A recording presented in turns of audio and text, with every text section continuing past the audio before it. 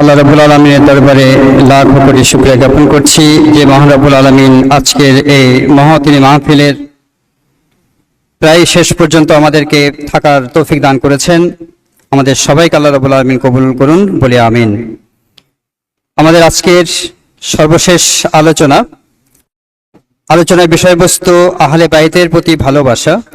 এই বিষয় নিয়ে আলোচনা পেশ করার জন্য বিনীতভাবে অনুরোধ জানাচ্ছি আমাদের প্রিয় হযরত মাওলানা মোহাম্মদ আমির হুসাইন ভাইজানকে। হযরত মাওলানা মোহাম্মদ আমির হুসাইন ভাইজান।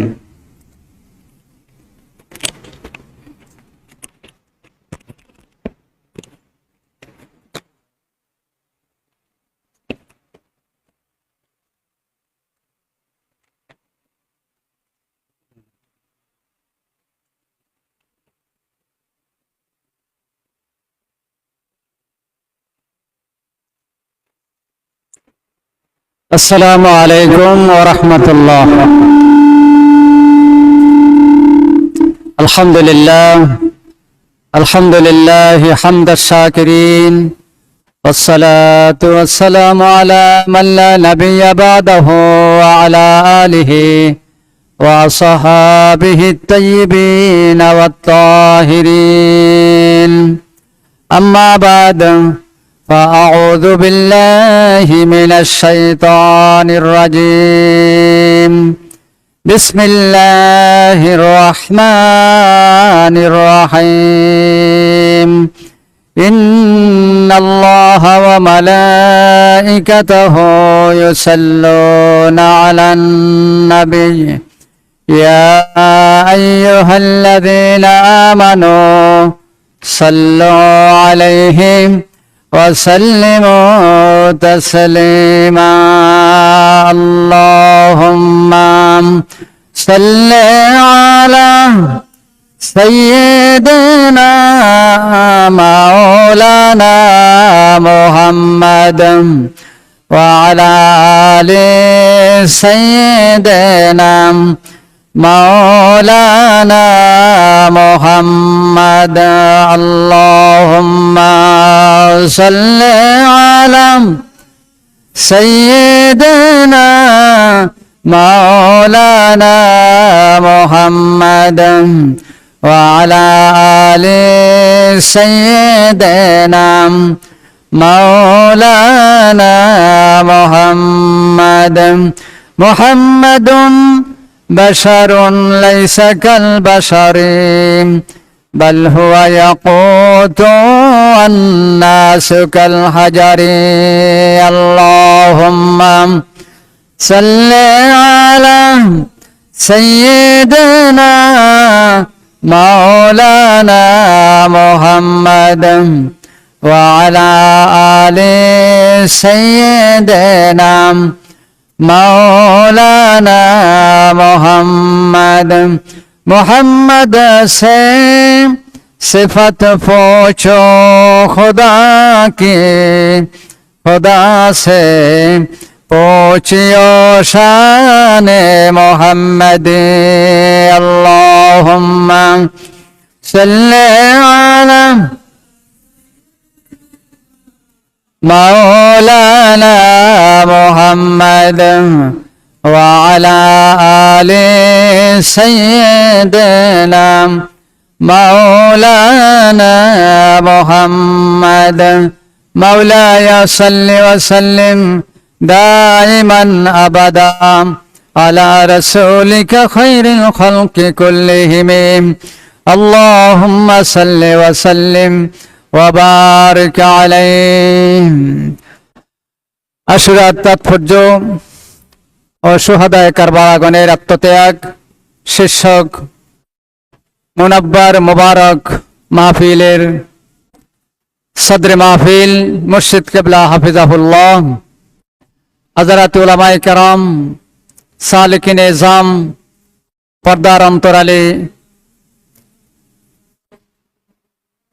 আমার মা ও বোনেরা, সকলের প্রতি আন্তরিক মোবারকবাদ জ্ঞাপন করছি এবং ওই রব্বুল আলামিনের দরবারে অসংখ্য শুকরিয়া ও সুজুদ জ্ঞাপন করছি, যিনি দয়া করে মায়া করে আমাকে আপনাকে এই পবিত্র মোবারক মাহফিলে উপস্থিত হওয়ার তৌফিক করে দিয়েছেন এবং দূর দূরান্ত থেকে লাইভে মাহফিল দেখার শরীক হওয়ার সুযোগ করে দিয়েছেন।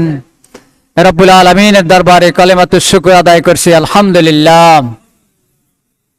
সম্মানিত উপস্থিতি, আল্লাহ সুবহানাহু ওয়া তাআলা দুনিয়ার জমিনে তার অসংখ্য অগণিত মাখলুক তৈরি করেছেন।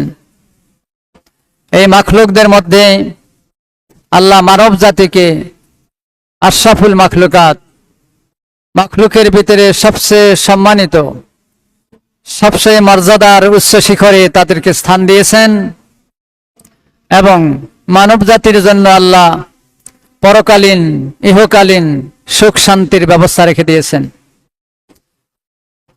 জান্নাতের সুমহান নেয়ামত, এটা মানব জাতির জন্য। আল্লাহর সৃষ্টিকুলের মধ্যে অন্য কোনো সৃষ্টির জন্য নেয়ামত নেই।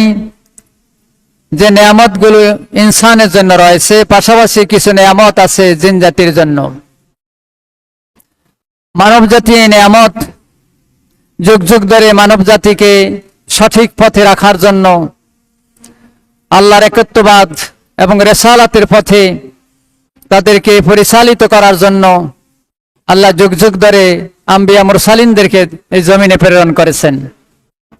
আদম নবী আলাইহিস সালাম থেকে আরম্ভ করে শেষ নবী পর্যন্ত 1,24,000 পয়গম্বর এই জমিনে আল্লাহ প্রেরণ করেছেন শুধু মানব জাতি, জিন জাতি, এই দুই জাতির জন্য। অন্য কোনো জাতির জন্য আম্বিয়া মুরসালিনের কি দরকার হয় না। মানব জাতি যাতে করে সঠিক পথের সন্ধান পায়, আল্লাহর তাওহীদের এবং রেসালাতের সঠিক পথ তারা অবলম্বন করে আল্লাহর নৈকট্যভাজন হতে পারে, আল্লাহর হাবিবের প্রিয়ভাজন হতে পারে। এই জন্য আল্লাহ তাদের হেদায়েতের জন্য যুগ যুগ ধরে আম্বিয়া মুরসালিনদেরকে পাঠিয়েছেন। আম্বিয়ার মুরসালিনদের প্রেরণ হওয়া সত্ত্বেও, তাদের দ্বীনের দাওয়াত দেওয়া সত্ত্বেও অনেক মানুষই কি হয়ে গেছে, গোমরা হয়ে গেছে, পথ হারা হয়ে গেছে। সঠিক পথে খুব কম সংখ্যক লোকেই রয়েছেন। যারা আছেন, এখন বর্তমানে আছেন, পূর্বে ছিল, ভবিষ্যতেও থাকবেন, তাদের সংখ্যা হবে খুব কম। তাদের সংখ্যা হবে নগণ্য এবং নগণ্য ব্যক্তিরাই সঠিক পথের সন্ধান পেয়ে আল্লাহর কুরবত, আল্লাহর হাবিবের মহব্বত অর্জন করতে পারবে। এখন আমরা আল্লাহ রসুলকে, আল্লাহ হলেন আমাদের থেকে অদৃশ্য, আল্লাহ, আমরা আলিমুল গায়ব, অদৃশ্যকে আমরা বিশ্বাস করি, আল্লাহর প্রেরিত বিধানগুলোকে আমরা পালন করি। রাসূল সাল্লাল্লাহু আলাইহি সাল্লামও আমাদের থেকে অদৃশ্য। তিনি যে সময় ছিলেন ওই সময় আল্লাহ আমাকে আপনাকে এই জমিনে প্রেরণ করেন নাই। আল্লাহর হাবিবের সুমহান সোহবত লাভে আমরা ধন্য হতে পারি নাই। আল্লাহর হাবিবের দর্শন লাভে আমরা নিজেদেরকে সৌভাগ্যশীল করতে পারি নাই। আল্লাহর হাবিবের সুমহান মজলিসে বসার মতো সুযোগ আমাদের হয় নাই। কিন্তু আল্লাহর হাবিব যাদের প্রতি দ্বীনের দায়িত্ব দিয়ে গেছেন, তাদের সোহবত আমরা পাইতেছি, তাদের মজলিসে আমরা বসতেছি, তাদের নসিহত বাণী আমরা শুনতেছি। তো আমরা আল্লাহকে পাওয়ার জন্য, আল্লাহর হাবিবকে পাওয়ার জন্য, আল্লাহর হাবিবের সন্তুষ্টি অর্জনের জন্য আমাদের দুনিয়ার জমিনে কি করা দরকার? আল্লাহর বিদ বলবেন যে আল্লাহর বিধান তো আমরা পালন করতেছি, নামাজ, রোজা, হজ, যাকাত ইত্যাদি আমলগুলো আমরা করতেছি। তারপরে আরো আনুষঙ্গিক অন্যান্য যে সকল ফরজিয়াত আছে, ওয়াজিবাত আছে, সেগুলো আমরা করতেছি, সেগুলো করতেছি, আল্লাহর বিধান পালন করতেছি। আল্লাহর বিধানের মধ্যে এটাও আছে যে তোমরা কি করবে, আল্লাহর হাবিবের আহলে বাইতদেরকে তোমরা ভালোবাসবে। আহলে বাইতদের প্রতি ভালোবাসা, এটা প্রত্যেকটা মুমিনের জন্য ওয়াজিব। প্রত্যেক মুমিনের জন্য আহলে বাইতদের প্রতি ভালোবাসা ওয়াজিব। হাদিস শরীফে এসেছে, আন সাইয়্যিদ বিন জুবাইর রাদিয়াল্লাহু তাআলা আনহু ফি কওলিহি তাআলা কুল লা আসআলুকুম আলাইহি আজরা ইল্লাল মাওয়াদ্দাতা ফিল কুরবা ক্বালা হিয়া কুরবা রাসূলিল্লাহি সাল্লাল্লাহু আলাইহি সাল্লাম। সূরাতুশ শূরা, কালামে পাকের একটা সূরা আছে সূরাতুশ শূরা। এই সূরায়ে শূরার ভিতরে আল্লাহ সুবহানাহু ওয়া তাআলা ইরশাদ করেছেন, কুল্লা আসআলুকুম আলাইহি আজরা। হে রাসূল, আপনি বলে দিন নবুয়তের দায়িত্ব পালনে আমার পরিশ্রমের জন্য আমি তোমাদের থেকে কোনো বিনিময় চাই না। আল্লাহর হাবিব যে নবুয়তের দায়িত্ব পালন করছেন, দ্বীনের দাওয়াত মানুষের কাছে ধারে ধারে পৌঁছে দিয়েছেন। দ্বীনের দাওয়াত দিতে গিয়ে আল্লাহ রসুলের দন্ত মোবারক শহীদ হয়েছে, আল্লাহ রসুলের মাথা মোবারকে পেরেক ঢুকে গেছে, আল্লাহ রসুলের শরীর মোবারক থেকে রক্ত ঝরেছে, এই ঝরা রক্ত শুকিয়ে জুতা আটকিয়ে গিয়েছে। আরো বিভিন্ন ধরনের শিয়াবে আবু তালিবে আল্লাহর হাবিবকে 3টি বছর কষ্ট দেওয়া হয়েছে এবং বিভিন্নভাবে আল্লাহর হাবিব দ্বীনের প্রসার করতে যে দ্বীনের দাওয়াত দিতে যে বিভিন্ন কষ্টের শিকার হয়েছেন, জীবন বিপন্ন হওয়ার সম্মুখীন হয়ে গেছে। আল্লাহর হাবিব দুনিয়ার জমিনে বেহুশ হয়ে পড়ে গেছেন, মাটিতে বেহুশ হয়ে পড়ে গেছেন। এই দ্বীনকে প্রসার করতে যে এত কষ্ট করেছেন, এই কষ্টের বিনিময়ে আল্লাহর হাবিব বলতেছেন, আমি এই কষ্টের বিনিময়ে তোমাদের কাছে কিছু চাই না। আমি দ্বীন প্রসারে এত কষ্ট করেছি, তোমাদেরকে দ্বীনের পথে আহ্বান করেছি, আল্লাহকে চিনিয়েছি, জান্নাত জাহান্নামের পরিচয় তোমাদের প্রতি করে দিয়েছি। এর বিনিময়ে আমি কিছু চাই না, তবে চাই একটা আল মাওয়াদ্দাতা ফিল কুরবা। তোমরা আমার নিকটাত্মীয়দেরকে ভালোবাসবে, আমার নিকটাত্মীয়দেরকে কি করবে? ভালোবাসবে। আল মাওয়াদ্দাতা অর্থ ভালোবাসা, আন্তরিকতা, আন্তরিক মোহাব্বত, আন্তরিক টান, হৃদয়ের টান। তোমরা আমার কুরবা, আমার নিকটবর্তীদেরকে তোমরা ভালোবাসবে, তাদের প্রতি হৃদয়ের টান তোমাদের থাকবে। আল মাওয়াদ্দাতা ফিল কুরবা, কালামে পাকে যে আল্লাহ বলছেন, এই কুরবা দ্বারা বোঝানো হয়েছে হিয়া কুরবা রাসূলিল্লাহ সাল্লাল্লাহু আলাইহি সাল্লাম। এই নিকট আত্মীয় হলো আল্লাহর রসুলের নিকট আত্মীয়, আল্লাহর রসুলের নিকটবর্তী যারা। এই আয়াতের ব্যাখ্যা করতে যে হযরত ইবনে আব্বাস রাদিয়াল্লাহু তাআলা আনহুমা বর্ণনা করেন, লাম্মা নাজালাত হাযিহিল আয়া কুল্লা আসআলুকুম আলাইহি আজরা ইল্লাল মাওয়াদ্দাতা ফিল কুরবা ক্বালু ইয়া রাসূলাল্লাহ মান কারাবাতুকা হাউলাই আল্লাযিনা ওয়াজাবাত মাওয়াদ্দাতুহুম। যখন এই আয়াত নাজিল হওয়ার পরে সাহাবায়ে কেরাম আল্লাহর হাবিবকে জিজ্ঞাসা করছেন, মান কারাবাতুকা হাউলাই, ইয়া রাসূলুল্লাহ আপনার ওই সকল নিকট আত্মীয় কারা যাদের প্রতি আমাদের ভালোবাসা ওয়াজিব, যাদেরকে আমরা ভালোবাসবো, আমাদের ভালোবাসা যাদের প্রতি ওয়াজিব তারা কারা, এটা একটু আমরা জানতে চাই। আল্লাহ রসুল বললেন, কালা আলিয়ুন ওয়া ফাতেমা ওয়া ওয়ালাদাহা। 1 নম্বর হলেন আলী রাদিয়াল্লাহু তাআলা আনহু। আল্লাহ রসুলের সাথে কয় দিকের সম্পর্ক? 1 নম্বর সম্পর্ক হয়েছেন আল্লাহ রসুলের চাচাতো ভাই। কি বলেন? আল্লাহ হাবিবের কি চাচাতো ভাই আলী রাদিয়াল্লাহু তাআলা। আল্লাহ হাবিবের জামাতা, আল্লাহ হাবিবের কি জামাতা। এবং কেমন জামাতা? আল্লাহ হাবিব যে ওই কন্যার জামাতা, যিনি হলেন জান্নাতের সর্দারিনী, জান্নাতের সর্দার, এমন কন্যার জামাতা।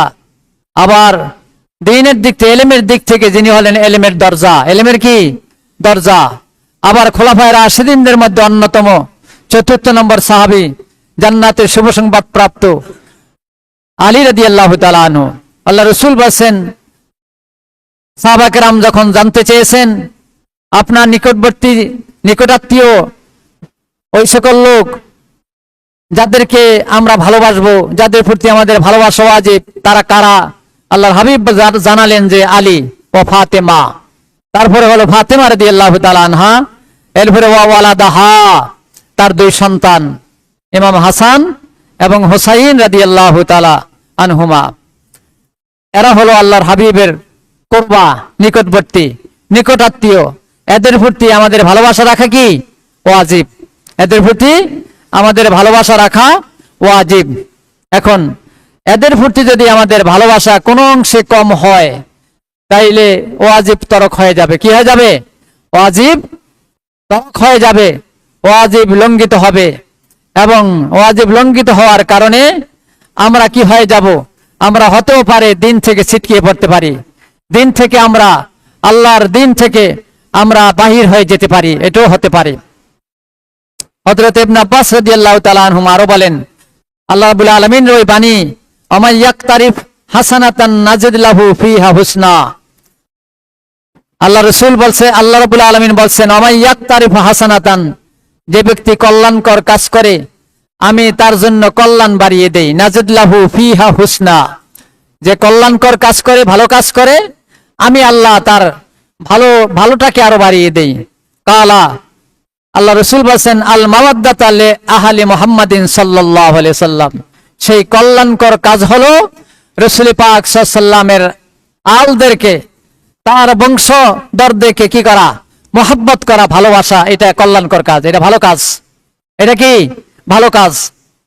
আন সুফিয়াতে বিনতে শাইবা রাদিয়াল্লাহু তাআলা قالت عائشة رضي الله تعالى عنها خرج النبي صلى الله عليه وسلم غداة وعليه مرت مرحل من شعر أسود فجاء الحسن بن علي فأدخله ثم جاء الحسين فدخل معه।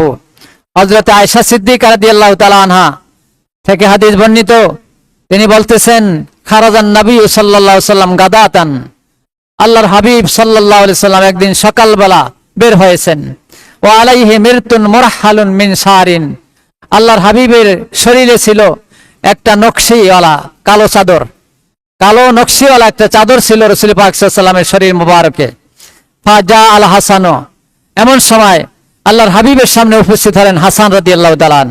ফা আদখালাহু, আল্লাহর হাবিব কি করলেন? ওই চাদরে আবৃত করলেন, ঢুকালেন হযরত হাসানকে, হাসান রাদিয়াল্লাহু তাআলা আনহুকে চাদরে ঢুকালেন। সুম্মা জাল হুসাইন, এরপরে চলে আসলেন হযরত হুসাইন রাদিয়াল্লাহু তাআলা আনহু। ফা দাখালা মাহু, আল্লাহর হাবিব হাসান রাদিয়াল্লাহু তাআলা আনহুর সাথে হুসাইন রাদিয়াল্লাহু তাআলা আনহুকে ওই চাদরে ঢুকালেন। সুম্মা জাআত ফাতিমাতু, এরপরে আসছেন ফাতিমা রাদিয়াল্লাহু তাআলা আনহা। ফা আদখালাহা, আল্লাহর রাসূল কি করলেন? ফাতিমা রাদিয়াল্লাহু তাআলা আনহাকেও ওই চাদরে ঢুকালেন। সুম্মা জা আলিউন ফা আদখালাহু, এরপরে আসছেন হযরত আলী রাদিয়াল্লাহু তাআলা আনহু, তাকেও কি করলেন? ওই চাদরে ঢুকালেন। এরপরে আল্লাহ রাসূল বললেন, সুম্মা ক্বালা ইন্নামা ইউরিদুল্লাহু লিইউযহিবা আনকুমুর রিজসা আহলাল বাইতি ওয়া ইউতাহহিরাকুম তাতহীরা। এরপরে আল্লাহ রাসূল এই আয়াতখানা বললেন, ইন্নামা ইউরিদুল্লাহ, আল্লাহ ইচ্ছা করেন, আল্লাহ চান। আয়াত লেখা আছে, ওই যে বাম দিকে লেখা আছে, ইন্নামা ইউরিদুল্লাহু লিইউযহিবা আনকুমুর রিজসা, আল্লাহ চান তোমাদের থেকে যত অপবিত্রতা আছে এটাকে দূর করে দিতে চান। তোমাদের মধ্যে যত ধরনের মানবীয় দোষ ত্রুটি আছে, যত ধরনের অপবিত্রতা নাফাকি আছে, সব তোমাদের থেকে আল্লাহ দূর করে দিবেন। এবং তোমাদের কি করবেন? ওয়া ইউতাহহিরাকুম তাতহীরা, তোমাদেরকে ফুত পবিত্র করে দিবেন। ফুত পবিত্র নাফাক শরীর নিয়ে আল্লাহর ঘর মসজিদে ঢোকা যায় কিনা? কি বলেন, যায়? মাসালা কি? নাফাক শরীর নিয়ে আল্লাহর ঘর মসজিদে কি করা যায় না?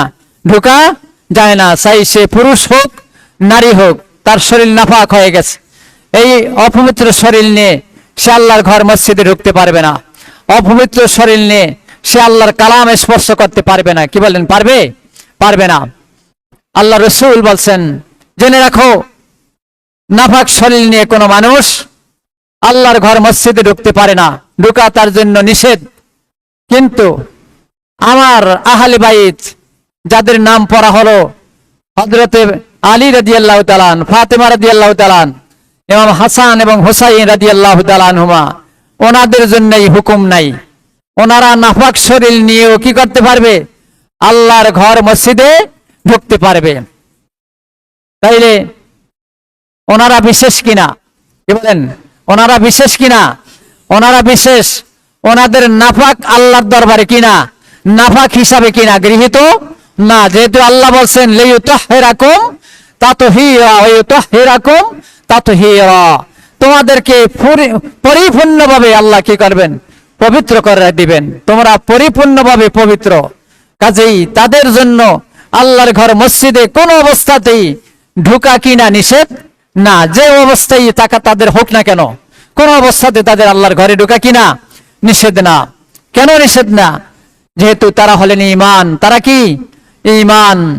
আল্লাহর রাসূল ঈমান, আল্লাহর রাসূল আহলে বাইতগণ কি? ঈমান।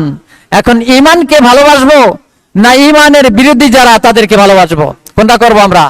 ভালোবাসা আমাদের কাদের থাকবে? ঈমানের প্রতি ভালোবাসা থাকবে না ঈমানের বরখেলাপ বিষয়ের প্রতি আমাদের ভালোবাসা থাকবে? যে কাজ করলে ঈমান চলে যায়, যে কাজ করলে ঈমান নষ্ট হয়ে যায়, আমি ঈমান হারা হয়ে যাব, সেটা কি আমার ভালোবাসা সেদিকে থাকবে? না যেদিকে আমার ঈমান থাকবে সেদিকে আমার ভালোবাসা থাকবে। আল্লাহ কালামে পাকে বলেছেন যে আল মাওয়াদ্দাতা ফিল কুরবা, এটা কিন্তু ওয়াজিব। এটা কি? ওয়াজিব।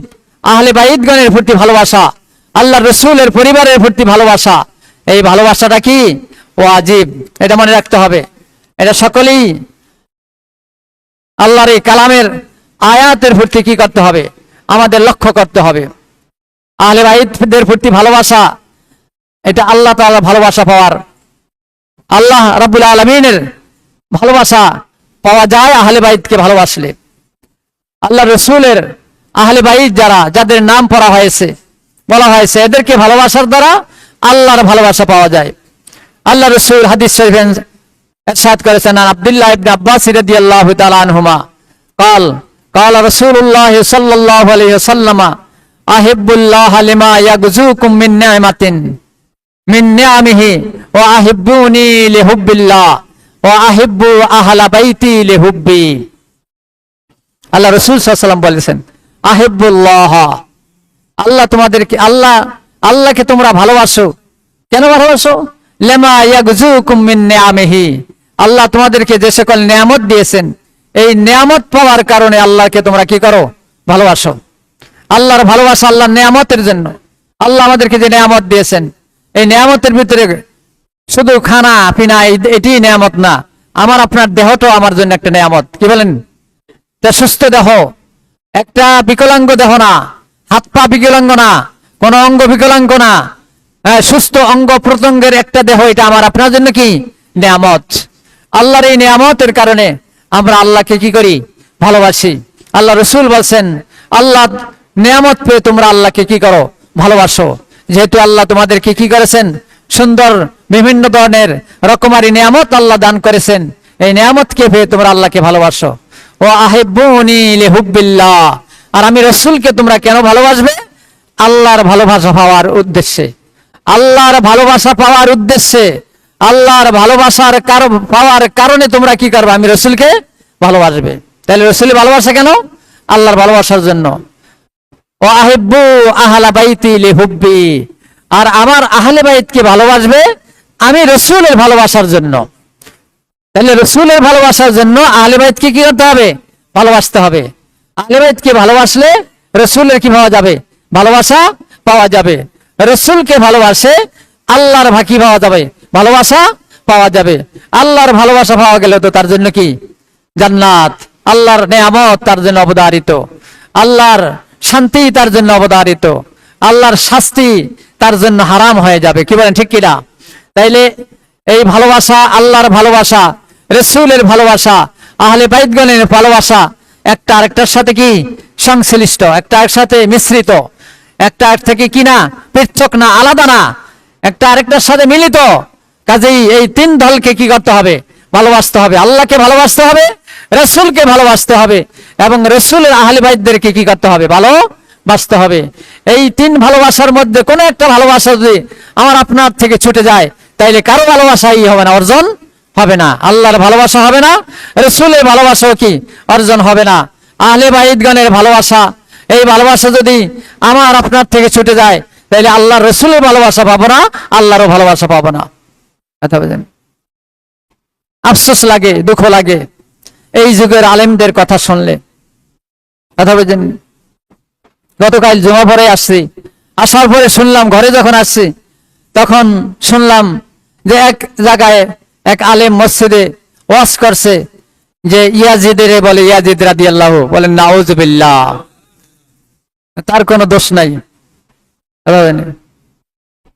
এখন ইয়াজিদ রাদিয়াল্লাহু এর কবরটা কই? পৃথিবীর জমিনে এই মাসালা তো শুনছেন, লানাতুল্লাহি আলাইহি, তার উপরে আল্লাহর লানত, আল্লাহর লানত যার উপরে, যেটা কোরআন দ্বারা কি হলো সাব্যস্ত হলো, ওলামায়ে কেরামদের রায়ের মাধ্যমে সাব্যস্ত হলো, তাকে আপনি কি করে রাদিয়াল্লাহু বলতে পারি? আমি চিন্তা করে গেছি, আরে মানুষ তো ইমান এভাবেই কি হইতেছে, হারা হইতেছে। ইমান হারা হওয়ার জন্য এই বিভিন্ন আলেম-ওলামাদের এই সকল কথা শুনে মানুষ ইমান হারা হইতেছে। এই যুগ তো ইমান নষ্ট হওয়ার কি যুগ। এই পরিবেশ পরিস্থিতিতে ইমান কি হচ্ছে, মানুষের হরণ হচ্ছে, মানুষের ইমান নষ্ট হচ্ছে। যাদেরকে আসলে ভালোবাসা দরকার, তাদের ভালোবাসা থেকে আমাদেরকে ডাইভার্ট করে, যাদের প্রতি ভালোবাসার প্রতি নিষেধ করা হয়েছে, যাদেরকে ভালোবাসতে কি করা হয়েছে, আমাদেরকে নিষেধ করা হয়েছে, যাদের ভালোবাসার প্রতি ওলামায়ে কেরামদের কোনো কি নাই, ফতুয়া নাই, ওলামায়ে কেরামদের কোনো রায় নাই, তাদেরকে আমরা মানুষকে ভালোবাসার জন্য উদ্বুদ্ধ করতেছি যে তাদেরকে ভালোবাসো। নাউযুবিল্লাহি মিন যালিক। আল্লাহ আমাদেরকে এর থেকে কি করুন, হেফাজত করুন। আল্লাহ রাসূল সাল্লাল্লাহু আলাইহি ওয়াসাল্লাম আরো বলেন, আনিল হাসান ইবনে আলী রাদিয়াল্লাহু তাআলা আনহু আন্না রাসূলুল্লাহ সাল্লাল্লাহু আলাইহি ওয়াসাল্লাম قال الجموا مودتنا على البيت فإنه من لقي الله عز وجل وهو يودنا دخل الجنة بشفاعتنا। আল্লাহ রাসূল বলছেন যে তোমরা আমার আহলে বাইতদের মহব্বতকে তোমাদের জন্য আবশ্যক করে নাও। বলেন সুবহানাল্লাহ। আবশ্যক করে নিতে বলছেন, আল জিমু, তোমরা আবশ্যক করে নাও আমার আহলে বাইতদের মহব্বত। ফাইন্নাহু মান লাকিয়াল্লাহ আজ্জা ওয়া জাল্লা ওয়া হুয়া ইয়াওয়াদ্দুনা, যে ব্যক্তি আল্লাহর সাথে সাক্ষাৎ করে এবং ওই সাক্ষাতে যদি আমার আহলে বাইতদের প্রতি তার ভালোবাসা থাকে, তাইলে সে কি করবে, দাখালাল জান্নাতা বিশাফাআতিনা, সে আমি রাসূল এবং আহলে বাইতদের সুপারিশে সে কি হবে, জান্নাতি হয়ে যাবে। বলেন সুবহানাল্লাহ। ওয়াল্লাযী নাফসি বিয়াদিহি লা ইয়ানফাউ আবদান আমালুহু বিমারিফাতি হাক্কিনা। এবং আল্লাহ রাসূল বলেন, ওয়াল্লাযী নাফসি বিয়াদিহি, ওই সত্তার শপথ যার হাতে আমার জীবন, যার হাতে আমার জান, সেই সত্তা, সেই রবের শপথ, লা ইয়ানফাউ আবদান আমালুহু, কোন ব্যক্তির আমল কি হবে না, কোনো উপকার দিবে না, কোন ব্যক্তির আমল উপকার দিবে না। যে ব্যক্তির আমার হক, আমার আহলে বাইতদের প্রতি যার পরিচিতি নাই, আমার আহলে বাইতদেরকে যে মর্যাদা দিতে পারে নাই, তার আমল কোনো উপকার তাকে দিবে না। বলেন নাউজুবিল্লাহ। কি আহলে বাইতদের হক যারা আদায় করতে পারে নাই, আহলে বাইতদের প্রতি যাদের পরিচয় নাই, যারা তাদের পরিচয়, তাদের মর্যাদা যারা দিতে পারে নাই, তাদের কোনো আমল আল্লাহর কাছে কি হবে না, উপকারী হবে না। কথা কি বুঝছেন? যতই আমল করুক, কোনো আমল কি হবে না, তাদের জন্য উপকারী হবে না। অন্য হাদিসে আছে যে তুমি যদি কি করো, তুমি যদি সেই মাকামে ইব্রাহিমে সেখানে কি করো, রোজা রাখো, জীবনভর সেখানে রোজা রাখো, সেখানে নামাজ পড়ো, হ্যাঁ সেখানে রোজা রাখো, সেখানে ইবাদত বন্দেগী করো, কিন্তু তুমি আহলে বাইতদের প্রতি তোমার দুশমনী, তোমার কি দুশমনী আছে, তোমার শত্রুতা আছে, তাইলে তোমার ওই মাকাম ইব্রাহিমের পাশে তোমার কোনো ইবাদত কি করবে না, কাজে আসবে না, কোনো কাজে আসবে না।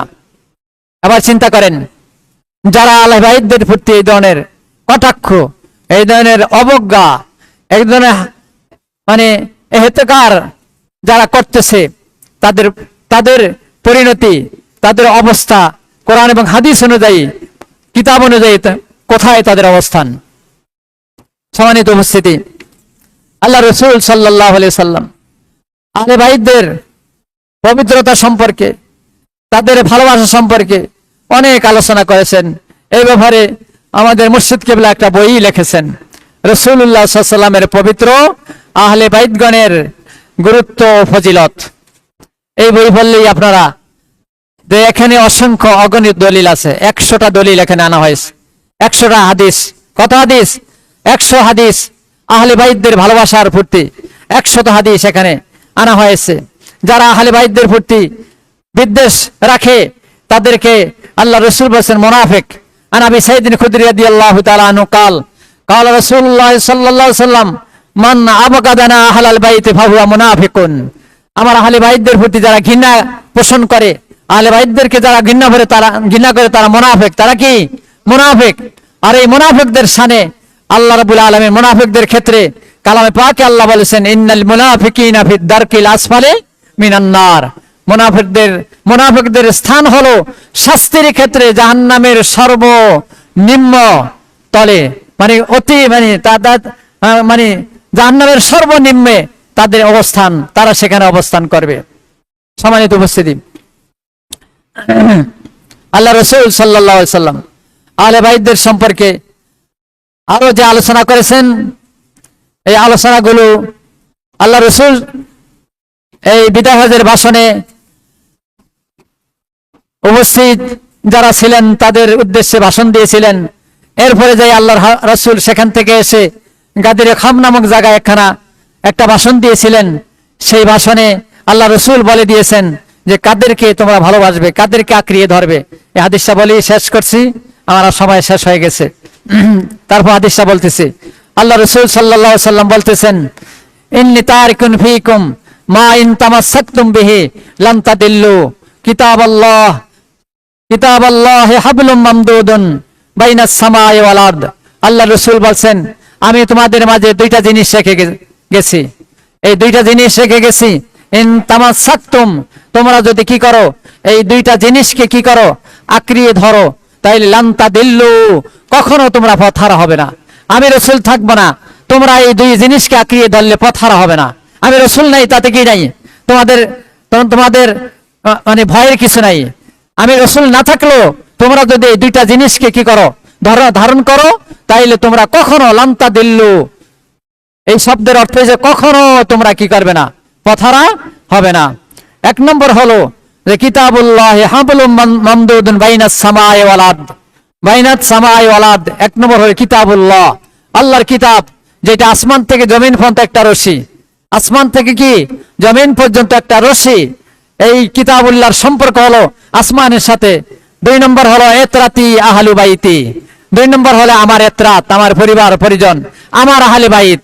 তাইলে কোরআন এবং আহলে বাইত, কোরআন এবং আহলে বাইত, এই দুই জিনিসকে যদি যে কেউ আঁকড়িয়ে ধরে, এই দুই জিনিসকে যদি মনে প্রাণে মহব্বত করে ভালোবাসে, তাইলে সে কখনো কি হবে না, পথ হারা হবে না। রাসূল নাই তাতে কি কোনো দুঃখ নাই।